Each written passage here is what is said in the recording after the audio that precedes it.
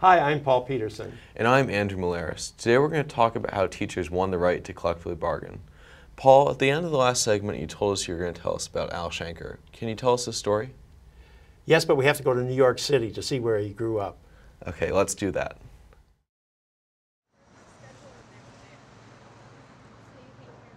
I'm standing in the Long Island City neighborhood where Al Shanker grew up as a boy. It was a depression-ridden, nondescript neighborhood back in the 1930s.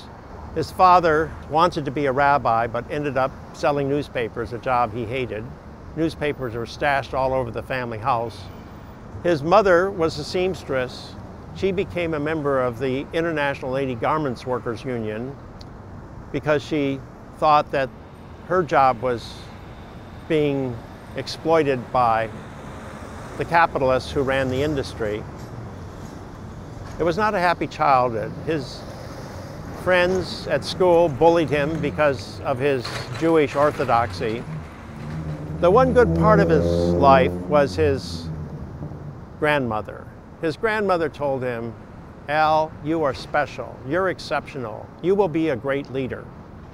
Well, when the rabbi told him that he couldn't read the New Testament, Al, who had been pretty loyal to his Orthodox religion, began looking at the New Testament instead and became sympathetic to the Unitarian tradition, something that he would renew in his college years and something that would affect his interest in John Dewey. I'm standing in the conference room of Stuyvesant High School in Lower Manhattan in the shadow of the Freedom Tower, the place where Al Shanker went to high school. He escaped from his neighborhood school where the bullying and anti-intellectualism that he hated was prevalent by taking an examination that allowed him to get into Stuyvesant High School. And he was a pretty solid student here and thought he could get into Harvard, so he applied, but no luck. He goes instead to Southern Illinois, University of Illinois, Champaign, Urbana. And Champaign at the time is a southern town not far from the Missouri border where segregation is still to be found in drugstores and restaurants. So Al Shanker joins the civil rights movement and engages in demonstrations and sit-ins and protests designed to desegregate the public establishments of Champaign, Illinois. Later, he goes back to New York City to get his PhD at Columbia University, a teacher's college, where John Dewey had been teaching and where his disciples were still very much present. But he was married, raising a family, without much money, and he needed to get a job. To assist with the family finances, Al Shanker took a position at a middle school in East Harlem, not far from where I am standing. He found the job difficult. The duties were often demeaning, the pay was bad, and the assistant principal gave him no support and created problems for other teachers. Here I was, gone to college, very close to a PhD, and there I was, locking myself into a room with kids who were exactly the kids I was trying to run away from. He never did get his PhD, but he stayed as a teacher in the New York City school system, deciding that he needed to fight for the rights of teachers against a powerful bureaucracy. He joined the United Federation of Teachers, an arm of the American Federation of Teachers, and soon began to become deeply engaged in a new form of civic activism. I'm standing on the site on the Lower East Side where Al Shanker and his colleagues plotted the strike of 1960. The original building is no longer here. The strike that was being plotted was not the first in New York City. That distinction belonged to the night school teachers who had walked out in 1959 for several weeks seeking a pay increase. They were not being paid as well as the regular school teachers, and they objected. Union leaders condemned the night school teacher strike, all except for Al Shanker, who remembered his days in Illinois when sit-ins and demonstrations against drugstores in Champaign had been effective in bringing segregation to an end in those locations. Shanker said, teachers like blacks had been treated in a second-class way and were engaged in an honorable struggle for a legitimate place. When the nighttime teachers did not lose their jobs, but instead were given a hefty salary increase, Shanker decided it was time to move to broader collective action. The mayor at the time, Robert Wagner, was the son of the very Robert Wagner who had authored the Wagner Act, which President Franklin Delano Roosevelt had signed into law back in the 1930s, providing collective bargaining for unions in the private sector. But like Franklin Delano Roosevelt, Robert Wagner was opposed to collective bargaining in the public sector. He said it was illegal to strike against governments. Shanker and his colleagues nonetheless called a strike in 1960 on Election Day when John Kennedy was running against Richard Nixon for president. And shortly thereafter, the mayor agrees to collective action.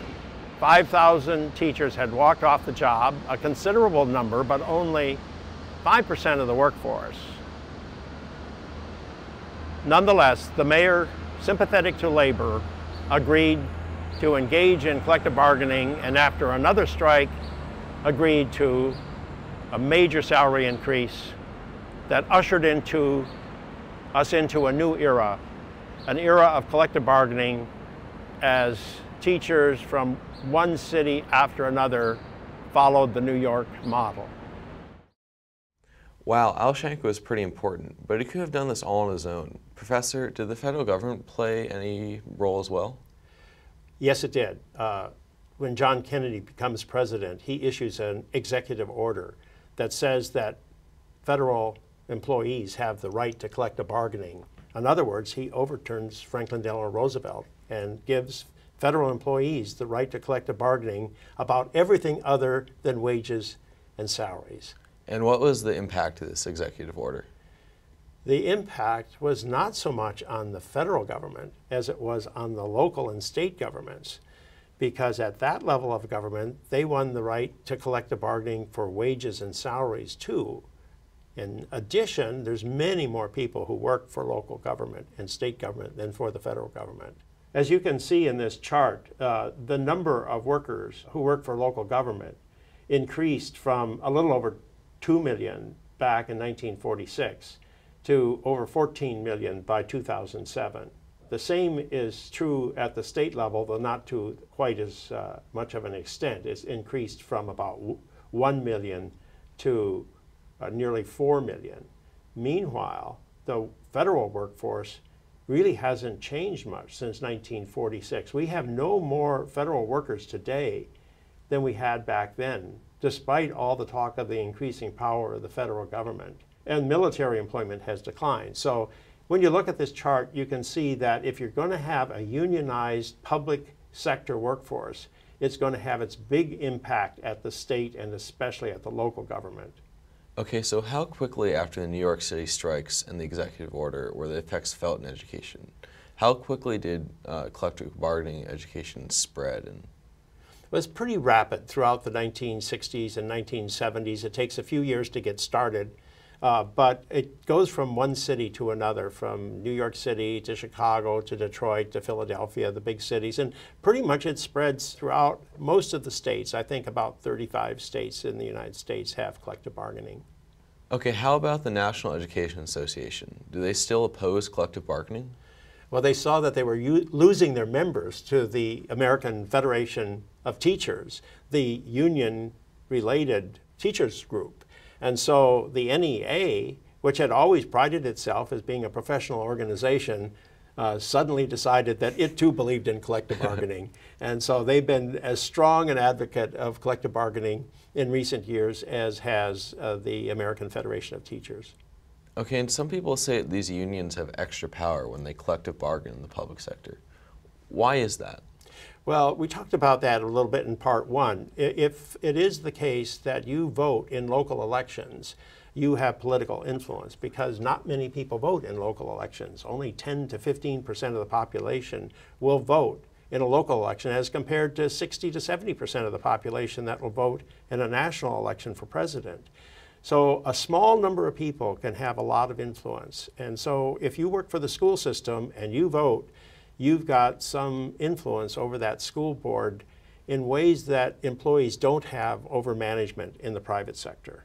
So is this a major issue today, or is it not?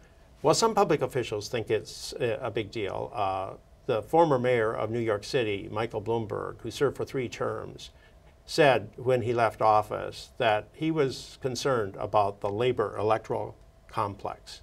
And by that, he really meant the fact that people who work for New York City play an inordinately large role in elections in that city. So this is not an issue everywhere, in every state, in every place, but in some of our big cities, it's a pretty big issue.